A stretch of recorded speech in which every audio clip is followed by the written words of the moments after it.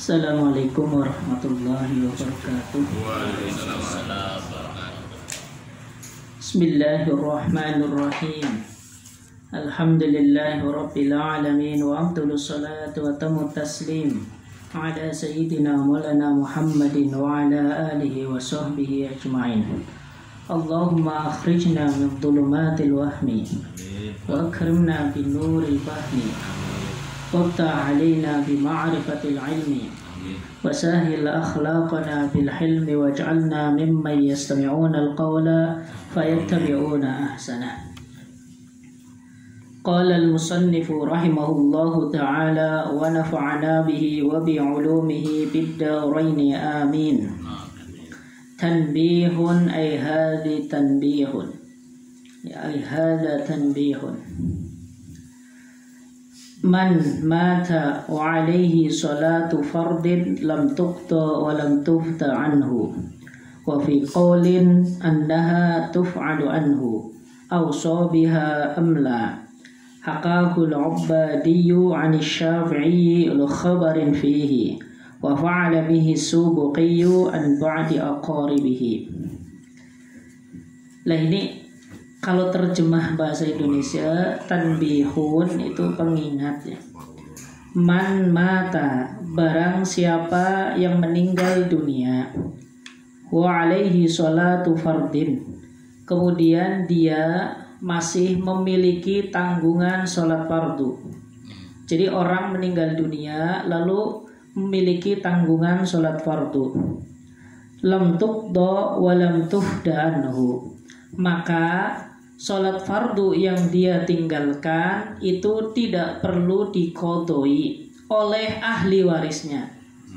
Walam tufda anhu, dan tidak perlu untuk dibayarkan fidyah atas sholat-sholat yang tertinggal.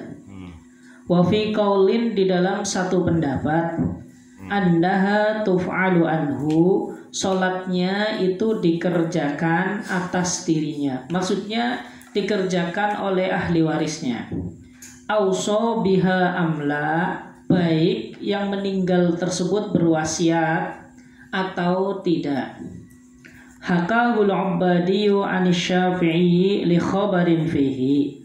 Lah, hal ini diceritakan oleh Al-Imam Al-Ubbadi, meriwayatkan dari Imam Asy-Syafi'i li khabarin fihi, karena atas dasar hadis. Wa fa'ala bihi as-Subuqiyyu an ba'di aqaribihi, dan hal ini dilakukan oleh Imam Subuqi atas sebagian kerabat-kerabatnya. Lah itu terjemahnya. Lalu maksud daripada ibarat ini, maksud daripada alinea ini adalah jikalau ada orang meninggal dunia lalu dia meninggalkan sholat fardu.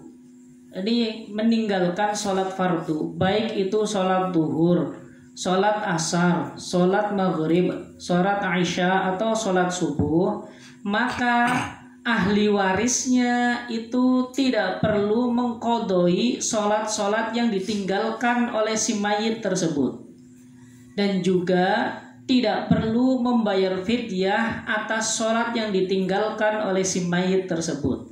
Lah ini terjemah ringkasnya semacam ini. Lah kenapa demikian? Karena sholat itu adalah ibadah badaniyah, ibadah yang memang ditanggungkan kepada setiap personal, kepada setiap individu manusia. Oleh karenanya, ketika seseorang meninggalkan sholat tersebut, maka sholat ini tidak bisa digantikan oleh orang yang lain. Lah atau sering disebut dengan jenis ibadah yang tidak bisa digantikan oleh orang yang lain. Ini namanya ibadah mahdhoh, atau sering disebut dengan ibadah yang la taqbalun niyabata. Ya, berbeda dengan haji itu ya. Haji itu ketika ada orang sudah kewajiban haji, sudah mendaftar ya, tetapi dia itu sedang mendapat giliran atau sedang menunggu giliran, kemudian meninggal ya, maka hajinya ini bisa digantikan oleh orang lain ya, dengan syarat-syarat tertentu. Ini boleh. Karena haji itu meskipun ibadah badaniyah, tetapi ini yang sifatnya tidak mahdhah, tidak murni ibadah antara hamba dengan Tuhannya. Nah, ini perbedaannya di sini. Lah, karena memang sholat itu adalah ibadah yang mahdhah, maka ya ketika ditinggalkan, maka tidak bisa dilakukan oleh ahli warisnya, atau dalam bahasa fikihnya tidak bisa diqodhokan oleh ahli warisnya. Walam tubda anhu, dan juga tidak perlu dibayarkan fidyah atas sholat-sholat yang ditinggalkan tersebut. Nah, kecuali di dalam sebagian pendapat ya. Ini pendapat yang mu'tamad tadi ya, pendapat yang saya sebutkan itu adalah pendapat yang mu'tamad yang difatwakan. Lalu ada pendapat lain yang mengatakan bahwasanya ya, seorang ahli waris boleh mengqadhoi sholat yang ditinggalkan oleh si mayit atau menggantinya dengan fidyah, membayarkan fidyah atas sholat-sholat yang ditinggalkan oleh mayit, baik si mayit itu berwasiat ataupun tidak. Wasiat itu maksudnya adalah pesan si mayit kepada ahli warisnya tentang sesuatu, yang mana nanti sesuatu tersebut dilaksanakan setelah meninggalnya mayit. Ini namanya wasiat. Ya, wasiat itu nanti kan bisa juga wasiat di dalam harta atau wasiat di dalam hal-hal yang lain. Tetapi yang lumrahnya di dalam fikih itu ya wasiat di dalam harta benda. Lah, nanti pelaksanaannya setelah meninggalnya si mayit. Ini namanya wasiat. Lah, sebagian pendapat itu memperbolehkan hal tersebut, dan ini adalah pendapat yang diambil oleh Imam Ubadi dari Imam Asy-Syafi'i, kemudian dilaksanakan oleh Al-Imam Tajuddin As-Subuqi. Imam Tajuddin As-Subuqi itu pernah mengqadhokan sholat bagi sebagian kerabatnya, saudara-saudara dekatnya yang meninggal kemudian masih punya tanggungan sholat. Nah, ini maksudnya demikian. Wa yu'maru dzu siba dzakarun aw untha mumayyizun fi ansara yaqulu wa yashrabu wa yastanji wahdahu ay yajibu ala kullin min abawayhi wa in ala thumma al-wasiyyi wa ala malikir raqiqi ay ya'mura biha ay salati walau qada'an wa bi jami'i syurutiha li sab'in ay ba'da sab'in min as-sinin ay inda tamamiha wa in mayyaza qablaha wa yanbaghi ma sighatil amri at-tahdidu wa yudrabu darban ghairu mubarrahin aw ghairu mubarrihin wujuban mimman dzukira 'alaiha ay 'ala tarkiha walau qada'an aw taraka syartan min syurutiha li 'ashrin ba'da istikmaliha lil hadisis sahihi murus sabiyya bis salati idza balagha sab'a sinina wa idza balagha 'ashra sinina fadribuhu 'alaiha kasaumin ataqahu fa innahu ya'maru bihi li sab'in wa yudrabu 'alaihi li 'ashrin kas-salati. Wa hikmatu dzalika at-tamrinu 'ala al-'ibadati liyata'awwadaha fala yatrukaha. Terjemahnya gini. Wa yu'maru dzu siba. Anak kecil diperintahkan zakarun au untha, baik itu laki-laki ataupun perempuan, mumayyizun yang sudah tamyiz. Lah, tamyiz itu seperti apa? Bi ansara ya'kulu wa yashrabu wa yastanji wahdahu. Kalau sudah bisa makan, bisa minum, dan bisa istinja dengan sendirinya. La ayyajibu ala kullin min abawaihi wa in ala. Maksudnya wajib bagi setiap orang tua, bapak atau ibu, wa in ala, dan ke atasnya. Bapak ke atasnya berarti mbahnya. Kalau dari ibu ya berarti jad ke atas. Tsummal wasiyyi, kemudian bagi orang yang diwasiati untuk mengurus anak tersebut. Wa ala malikir raqiqi, dan juga bagi orang yang memiliki budak, ayya'muru biha ay sholati, untuk memerintahkan sholat. Walau qadaan, walaupun sholat qadha, wa bi jami'i syurutiha, dan juga dengan semua syarat-syaratnya sholat. Li sab'in ay ba'da sab'in minas sinina, setelah mencapai usia 7 tahun. Ay 'inda tamamiha, maksudnya ketika sempurnanya 7 tahun. Wa in mayyaza qablaha, meskipun tamyiz sebelum usia 7 tahun. Wa yambaghi ma'asighatil amri at-tahdidu, dan hendaknya selain menggunakan perintah juga harus ada tekanan. At-tahdid itu tekanan maksudnya.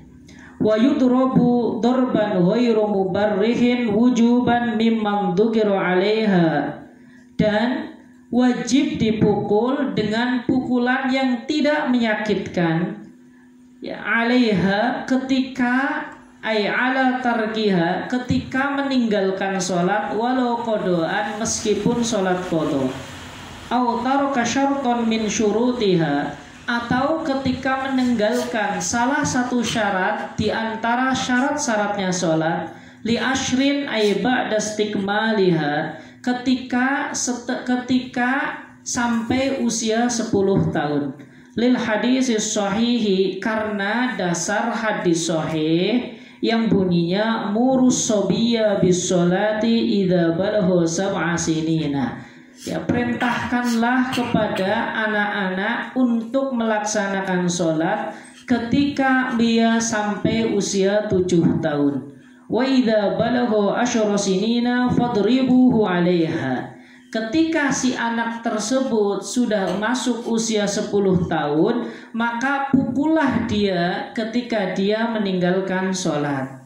Kasaumin ataqahu, sebagaimana ketika dia meninggalkan puasa yang telah dia kuat, atau sebagaimana diperintahkan untuk melaksanakan puasa ketika dia sudah mampu.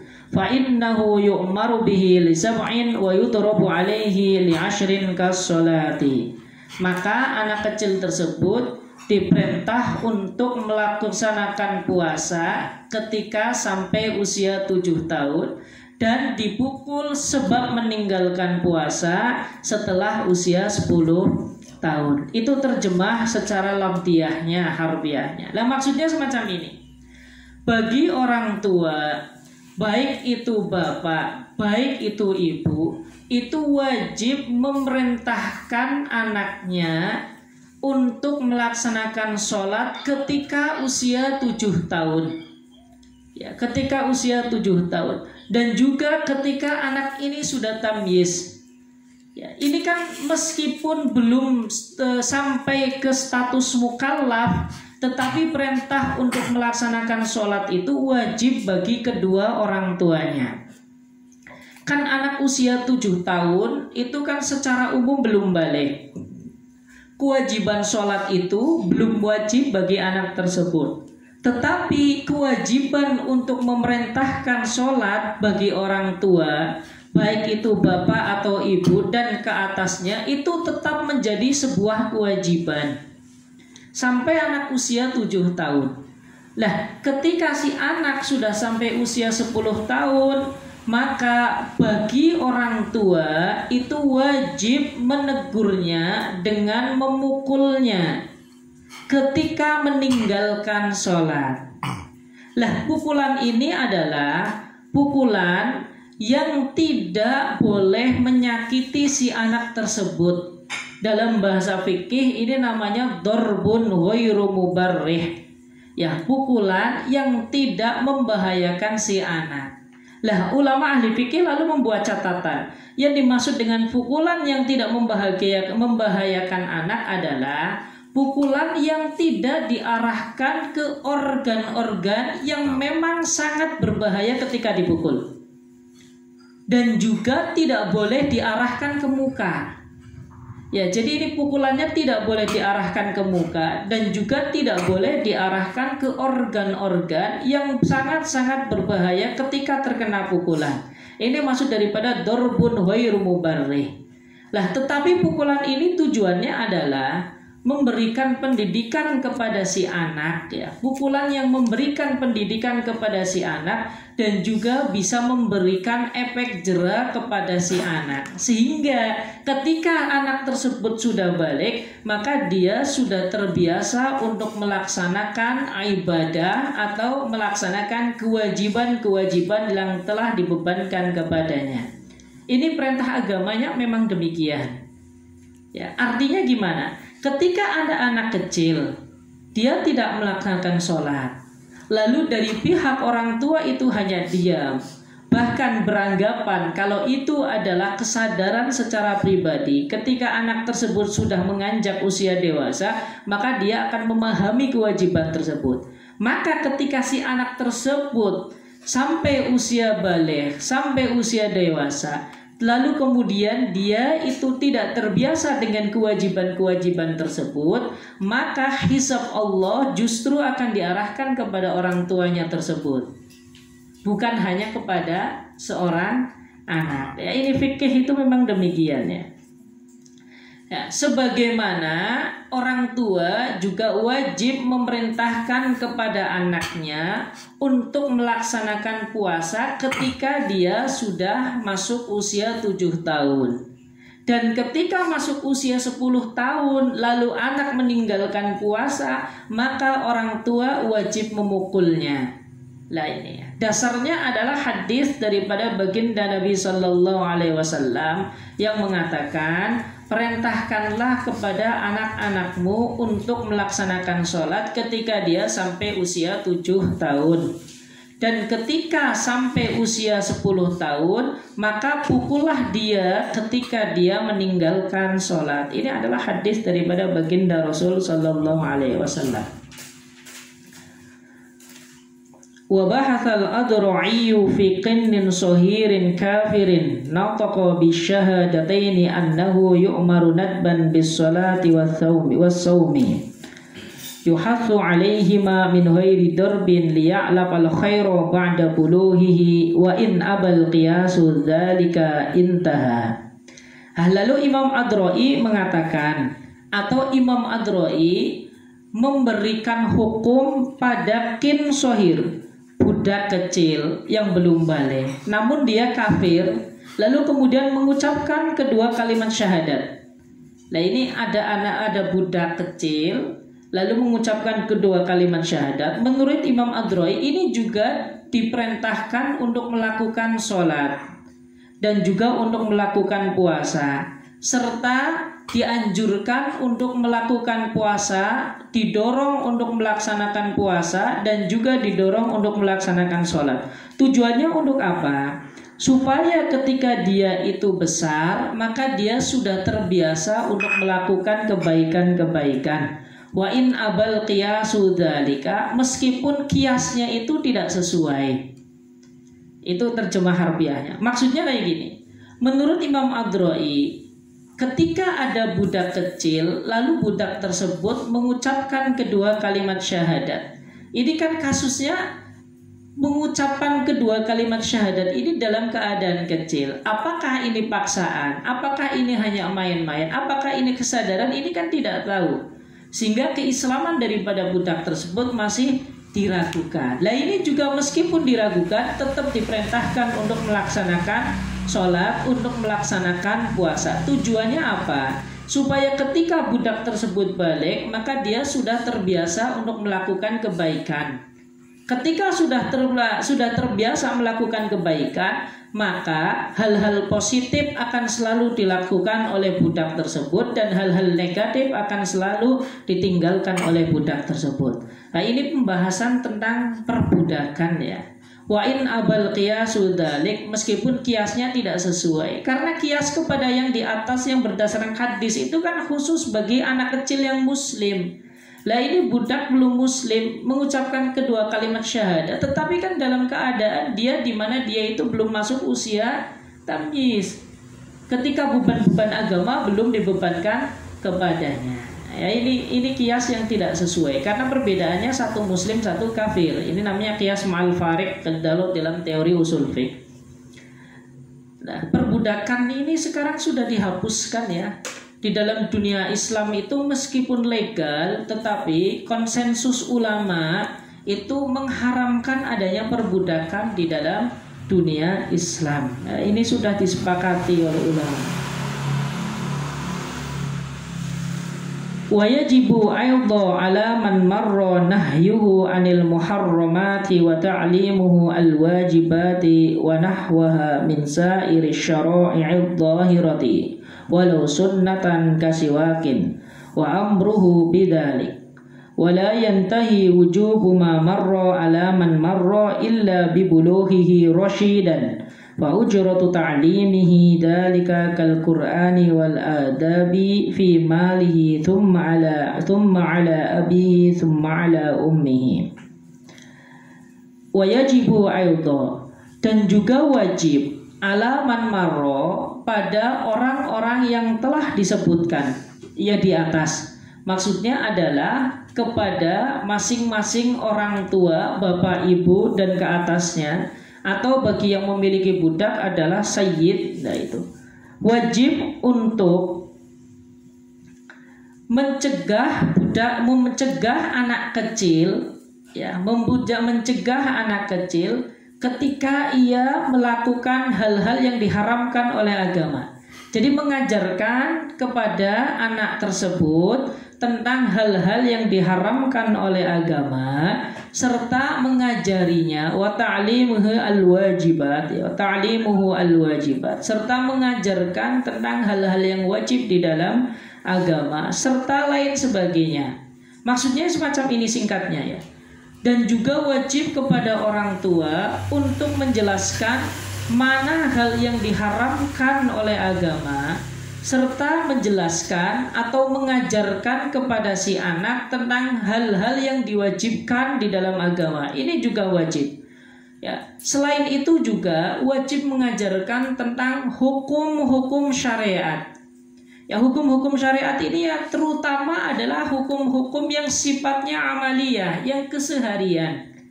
Ya, tentang kewajiban sholat, kemudian tentang kewajiban puasa, kemudian tentang kewajiban zakat, kemudian tentang kewajiban menghormati sesama muslim. Ini semuanya harus diajarkan kepada si anak tersebut. Wajib ini bagi kedua orang tua, baik bapak ataupun ibu. Kemudian harus juga menjelaskan tentang kewajiban-kewajiban yang lain. Ini harus ini bagi orang tua. Meskipun dan juga wajib mengajarkan kepada si anak tentang perkara-perkara yang sunnah. Ini hukumnya wajib. Makanya di sini walau sunnatan kasiwakin. Ya, ini menurut Syekh Zainuddin, dan juga wajib bagi orang tua mengajari si anak tentang hal-hal yang disunnahkan di dalam agama. Ya, termasuk sholat selain sholat 5 waktu itu kan hukumnya sunnah. Kecuali sholat yang dinadari ya. Kalau sholat dinadari maka statusnya naik dari sunnah menjadi wajib. Nah, seperti qobliyah, ba'diyah, kemudian sholat sunnah witir, sholat sunnah tahajud, kemudian sholat sunnah duha dan lain sebagainya. Ini juga wajib diajarkan serta mendorong si anak untuk melakukan hal tersebut atau melakukan ibadah-ibadah tersebut. Wala yantahi wujubu ma marra ala man marra illa bibuluhi rasyidan. Kewajiban tersebut akan terus bagi orang tua terhadap anaknya sampai anak tersebut baligh dan rasyid. Rasyid itu maksudnya sudah cerdas ya. Cerdas itu bisa memanage diri sendiri ya, bisa mengalokasikan waktu untuk melakukan hal-hal yang positif, dan juga bisa mengalokasikan waktu untuk tidak menggunakannya di dalam hal-hal yang tidak positif. Ini namanya rasyid. Lah, rasyid dan itu normalnya ya ketika anak itu sudah masuk usia 15 tahun. Itu normalnya demikian, itu rasyid itu. Jadi bisa mentasarufkan apa yang dia miliki untuk hal-hal yang baik. Ini nanti namanya rasyid. Ya, makanya di dalam fikih itu untuk menguji apakah anak ini sudah sampai kepada tahapan rusyad atau belum, tahapan cerdas atau belum, maka diuji, disuruh untuk membeli sesuatu. Nah, kalau anak ini bisa mengerti ini barang terlalu mahal, ini barang terlalu murah, kemudian ketika si anak juga sudah memiliki upaya untuk menawar, ya ini berarti anak tersebut sudah rasyid. Tetapi kalau belum, misalkan berak-berak saja, kemudian dia tidak tahu apakah ini bermanfaat atau tidak, apakah harganya mahal atau tidak, lalu kemudian tidak punya inisiatif untuk menawar barang tersebut, ya maka anak tersebut belum sampai ke dalam tahapan rasyid. Ini kalau di dalam fikih itu ya ngukurnya diantaranya adalah dengan cara tersebut. Nah, kalau sudah cerdas, fa ujratu ta'limihi dzalika kal Qur'ani wal adabi fi malihi. Nah, kalau sudah balik, kalau sudah rasyid, maka bayaran ketika dia disekolahkan di sekolah Al-Qur'an atau bayaran ketika dia mengkaji, maka ini diambil dari harta si anak tersebut kalau anak tersebut sudah bekerja. Kalau tidak, maka seutuhnya dibebankan kepada orang tua. Makanya di sini summa ala abihi summa ala ummihi. Kalau si anak tersebut tidak memiliki harta, ya kembali kepada ayahnya. Kalau tidak, baru kembali kepada ibunya. Yaitu maksudnya, itu adalah perintahnya. Ya ringkasannya demikian ringkasannya. Nah, kewajiban-kewajiban untuk mengajarkan hal-hal yang baik, kewajiban-kewajiban untuk menjalankan menjelaskan hal-hal yang tidak baik. Kewajiban bagi orang tua untuk menjelaskan hal-hal yang wajib di dalam urusan agama. Kewajiban bagi orang tua untuk menjelaskan hal-hal yang diharamkan di dalam agama, serta kewajiban bagi orang tua untuk menjelaskan hukum-hukum syariat meskipun itu yang sunnah, meskipun itu sunnah, itu sampai si anak tersebut balik, kemudian dia itu cerdas. Rasyid itu ya bahasa mudahnya cerdas. Tetapi maksud daripada rasyid tadi saya jelaskan adalah ketika si anak tersebut mampu memanajemen waktu atau memanajemen dirinya sendiri atau memanajemen harta yang ia miliki. Lah itu kewajibannya sampai batas itu. Makanya ini bagi orang tua itu tidak boleh henti-henti untuk menganjurkan atau mengajari putra-putrinya terkait tentang hal-hal yang diwajibkan di dalam agama, diharamkan di dalam agama, dan disunahkan di dalam agama, serta lain sebagainya. Tanbihun, ay hadza tanbihun. Dzakara as-Sam'ani fi zawjatin saghiratin dati abawaini anna wujuba ma marra 'alaihima faz-zawju wa qadiyatuhu wujubu darbiha. Lah ini tanbih. Maksudnya tanbihun, pengingat. Dzakara as-Sam'ani, Imam Sam'ani menyebutkan fi zawjatin saghiratin pada kasus istri yang kecil. Dati abawaini, yang masih memiliki kedua orang tuanya. Lah, Imam Sa'ani menyebutkan anna wujuba ma marra, bahwasanya kewajiban-kewajiban tersebut di atas, yaitu kewajiban untuk memerintahkan sholat sampai usia 7 tahun, lalu kemudian memukulnya ketika sampai usia 10 tahun, itu pada kedua orang tuanya. Nah, ini khusus untuk istri tetapi yang masih kecil. Pas zauju baru kemudian kepada suaminya. Wa qadiyatuhu wujudu darbiha. Kata Imam As-Sa'ni, lah kalau dilihat-lihat qadiyatuhu wujudu darbiha, maka juga wajib memukul bagi zaujah sohiro, istri yang kecil, ketika meninggalkan sholat di usia 10 tahun. Ya, cuma Imam Ad-Ra'i di sini tidak memastikan ya. Oleh karenanya dalam bahasa fikihnya menggunakan bahasa wa qadiyatuhu. Artinya tidak memastikan hukum apakah wajib atau tidak, namun ya yang lebih mendekati adalah hukum wajib memukul bagi istri yang masih kecil ketika meninggalkan sholat di usia 10 tahun. Wabihi walau fil kabirati, dan juga wajib memukul istri yang meninggalkan sholat ya walau kabirati, meskipun istri sudah besar. Ya, ini juga wajib bagi seorang suami ya. Kama sarraha Jamalul Islam Ibnul Bizzi, sebagaimana dijelaskan oleh Jamalul Islam Ibnul Bizzi. Qala syekhuna, guru kita mengatakan, yang dimaksud adalah Imam Ibnu Hajar, wa huwa dhahirun in lam yakhsha nuzuzan. Nah, pendapat tersebut adalah pendapat yang jelas. Illam yahsya nuzuzan, ketika tidak takut nuzuz. Nuzuz itu adalah keluarnya seorang istri dari ketaatan kepada suaminya. Ini namanya nuzuz. Dan ketika seorang istri tidak taat lagi dan tidak patuh kepada suaminya, maka kewajiban nafkahnya menjadi gugur. Kewajiban nafkah itu menjadi gugur. Ini kalau tidak menaati dan mematuhi perintah suaminya. Lah, ketika dia taat dan patuh kepada suaminya, ya maka nafkahnya kembali lagi. Nah, jadi itu ya. Nah, istri nuzuz boleh ya, tapi ya itu ya konsekuensinya itu ya nanti nafkahnya menjadi gugur. Wa atlaqaz Zarkasiyu an-nadba. Berbeda dengan Imam As-San'ani, kalau Imam Az-Zarkasi lebih memilih hukum sunnah. Baik itu di dalam istri yang masih kecil ataupun di dalam masalah istri yang sudah besar. Dan ini terkait tentang kewajiban seorang suami untuk memberi atau untuk memerintahkan istrinya untuk selalu menjalankan ibadah-ibadah kepada Allah Subhanahu wa taala, terutama di dalam urusan sholat ya, karena ini adalah hal yang primer ya. Makanya itu wajib ya. Oleh karenanya ya, suami tidak boleh tinggal diam ketika istrinya itu meninggalkan sholat. Ini bagi suami.